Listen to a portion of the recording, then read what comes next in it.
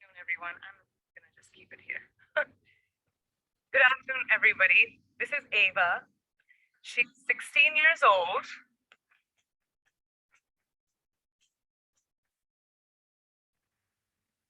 An age where girls should be enjoying their innocence and joys of their youth. But she, at such a tender age, understands the importance of being a voice for her peers, an advocate for young girls and women around the world who may not have the opportunities that us sitting over here have. So receiving this honor from a hero like her makes this so much more exceptional. So thank you.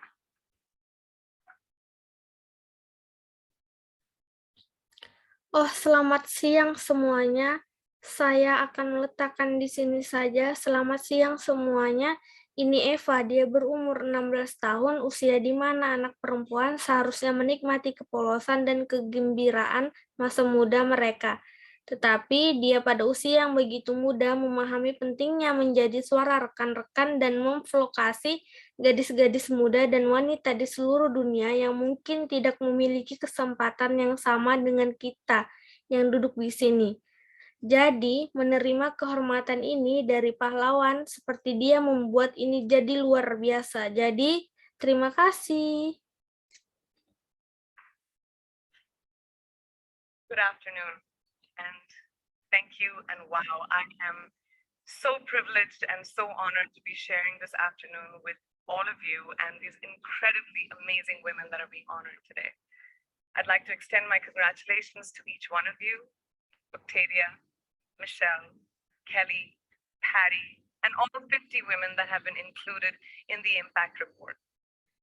Your achievements not just inspire me, but also so many others to work harder, to be better, and to make a dent wherever we can. So I'm very, very proud to be standing alongside of you.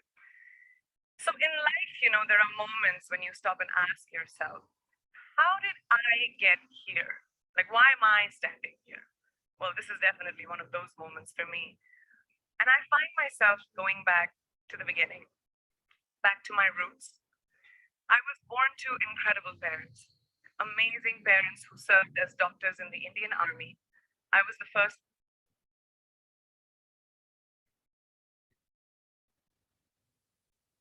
Selamat siang dan terima kasih dan wow, saya sangat terhormat dan merasa terhormat untuk berbagi sore ini dengan Anda semua dan wanita luar biasa yang dihormati hari ini. Saya ingin menyampaikan ucapan selamat saya kepada Anda masing-masing, Octavia, Michael, Kelly, Patty, dan semua 50 wanita yang telah dimasukkan dalam laporan dampak. Prestasi Anda tidak hanya menginspirasi saya, tetapi juga banyak orang lain untuk bekerja lebih keras untuk menjadi lebih baik dan membuat lekuk dimanapun kita bisa. Jadi, saya sangat-sangat bangga berdiri di samping Anda. Jadi, dalam hidup Anda tahu ada saat-saat ketika Anda berhenti dan bertanya pada diri sendiri, bagaimana saya bisa sampai di sini? Seperti, mengapa saya berdiri di sini? Nah, ini jelas merupakan salah satu momen bagi saya dan saya menemukan diri saya kembali ke awal, kembali ke akar saya. Saya lahir dari orang tua yang luar biasa, orang tua yang luar biasa yang melayani sebagai dokter di Angkatan Darat India. And as far back as I can remember, I made my parents very proud and happy 99% of the time. Okay, slight exaggerations of personal achievements are allowed from time to time, don't you think? My brother was born a few years later, and even then, nothing changed for me. We were both given equal opportunities, and I want to emphasize this. I want to really emphasize this for you because I don't think a lot of people might understand that being equal might seem very normal. But where I come from, India, and a lot of developing countries around the world, more often than not, this is an exception. It's actually a privilege. My first experience of the glaring disparity between boys and girls came at a very, very young age. I grew up in a middle-class family with extremely philanthropic parents who constantly reminded me and my brother how lucky we were and how giving back to those who were less fortunate was not a choice, it was a way of life.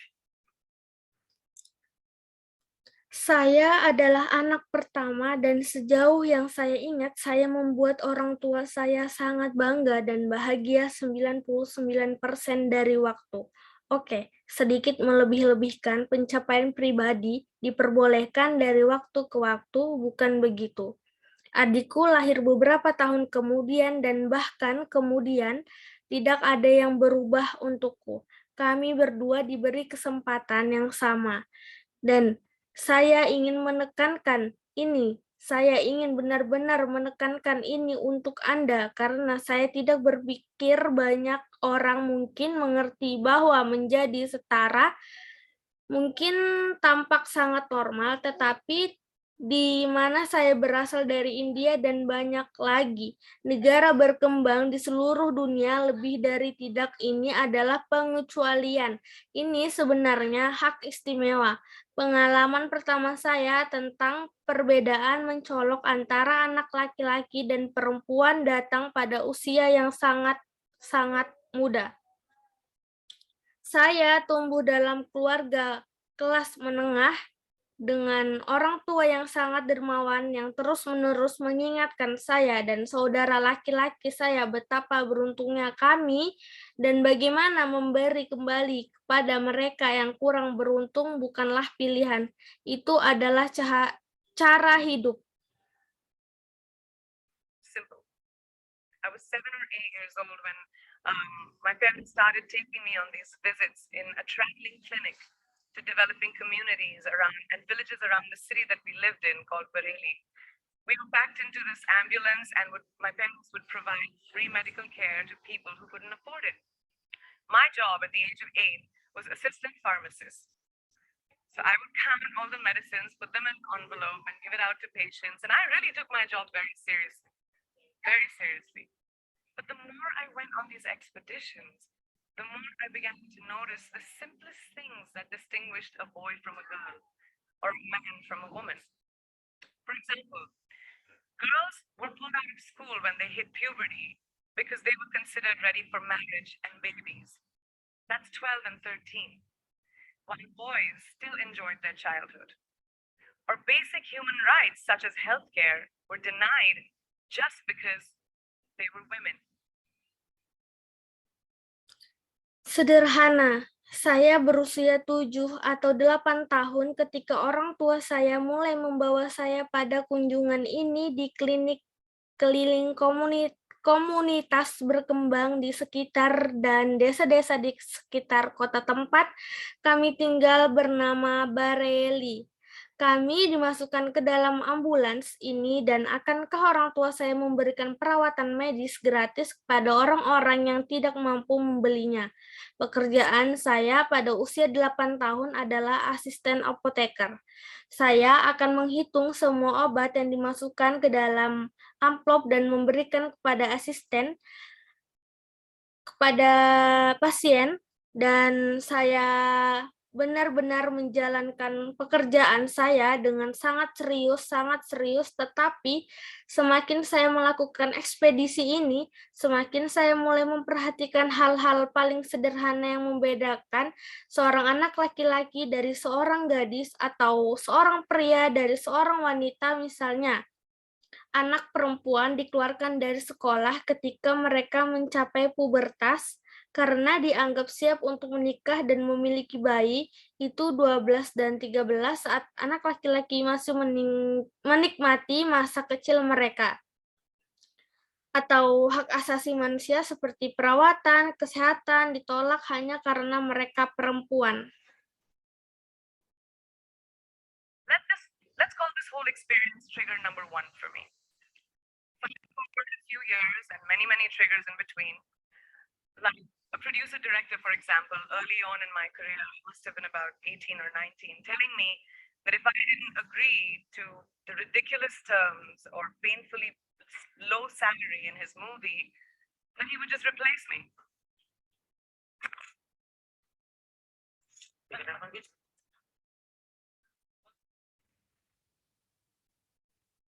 girls are replaceable in the entertainment business. That was a memorable one. Made me decide to make myself irreplaceable. But I think what really moved the needle for me and ultimately led me to create the Priyanka Chopra Foundation for Health and Education and around the same time partner with UNICEF was an encounter with my housekeeper's daughter. About 12 years ago, I came home from set early one day and she was sitting in my library reading a book. And she must have been 8 or 9 years old. And I knew she loved reading. So I asked her, I was like, it's a weekday. Why aren't you in school? And she said, oh, I don't go to school anymore. So Biarkan ini, sebut saja seluruh pengalaman ini memicu nomor 1 bagi saya. Maju cepat beberapa tahun dan banyak pemicu di antaranya seperti produser, sutradara misalnya. Di awal karir saya pasti berusia sekitar 18 atau 19 tahun, mengatakan kepada saya bahwa jika saya tidak setuju dengan persyaratan konyol atau gaji yang sangat rendah dalam filmnya, dia hanya akan menggantikan saya karena perempuan tergantikan dalam bisnis hiburan itu adalah kenangan yang tak terlupakan. Membuat saya memutuskan untuk membuat diri saya tak tergantikan. Tapi saya pikir apa yang benar-benar menggerakkan jarum bagi saya dan pada akhirnya membawa saya untuk membuat Yayasan Priyanka Chopra untuk kesehatan dan pendidikan, dan pada waktu yang sama bermitra dengan UNICEF adalah pertemuan dengan putri pengurus rumah tangga saya. Sekitar 12 tahun yang lalu, saya pulang dari lokasi syuting suatu hari dan dia sedang duduk di perpustakaan saya membaca buku dan dia pasti berusia 8 atau 19 tahun dan saya tahu dia suka membaca. Jadi saya bertanya kepadanya, saya seperti ini, maksud saya ini hari kerja. Mengapa Anda tidak sekolah? Dan dia berkata, oh, saya tidak pergi ke sekolah lagi. So I went and asked her mother and I said, why isn't she in school? And her mom said that her family couldn't afford to send her and her brothers to school, so they chose the boys. The reason, she would eventually get married and it would be a waste of money. I was completely blown and it shook me to my core. Eventually, I decided to cover the cost of her education so that she could continue to learn, because education is a basic human right.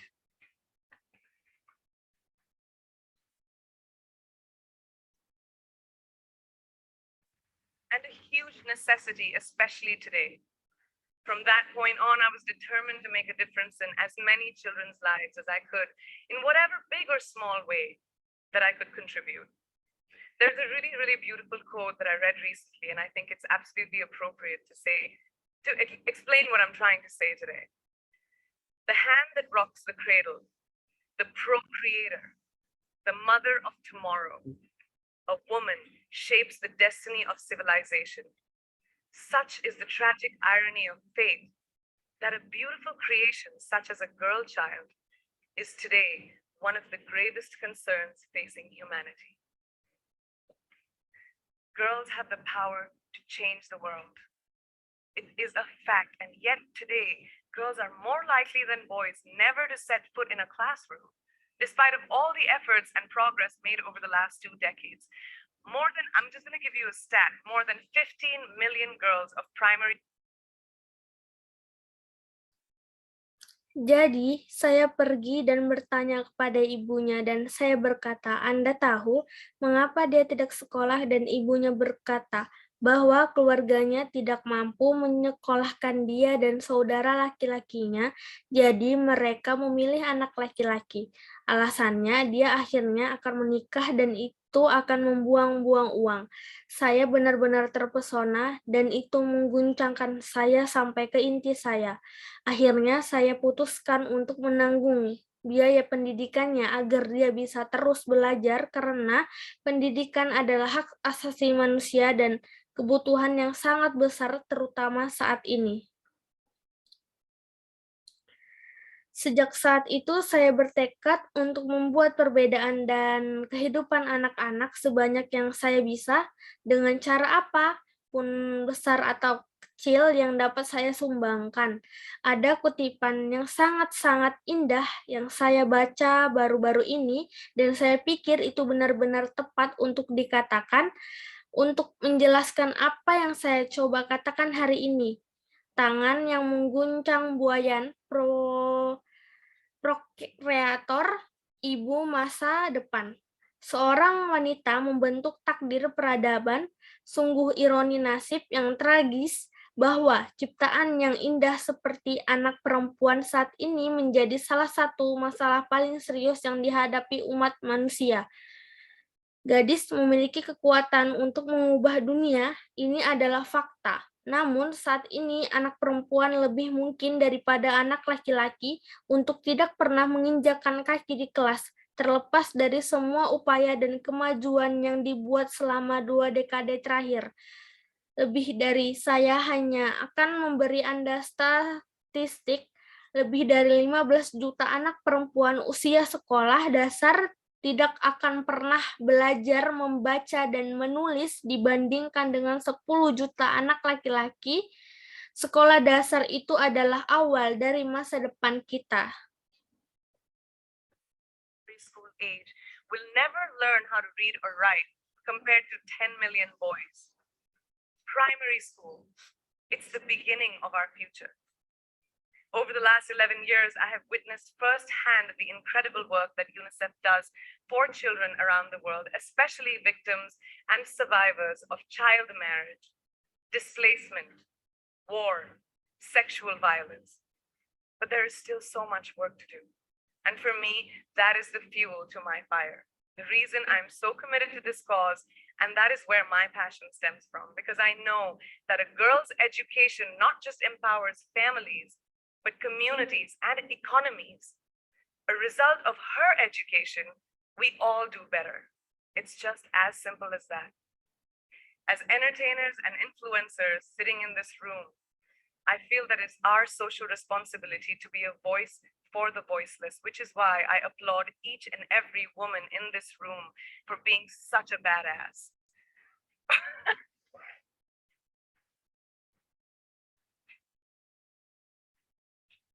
For using your platform and your voice to contribute to change and for ensuring that there is not even one lost generation as long as we are alive. I'd like to thank Variety and all of you for encouraging me and all of us in this room to keep going and fighting on. Thank you so much. Selama 11 tahun terakhir, saya telah menyaksikan secara langsung pekerjaan luar biasa yang dilakukan UNICEF untuk anak-anak di seluruh dunia, terutama korban dan penyintas pernikahan anak, pengungsian, perang, kekerasan seksual. Tapi masih banyak pekerjaan yang harus dilakukan, dan bagi saya itu adalah bahan bakar untuk api saya.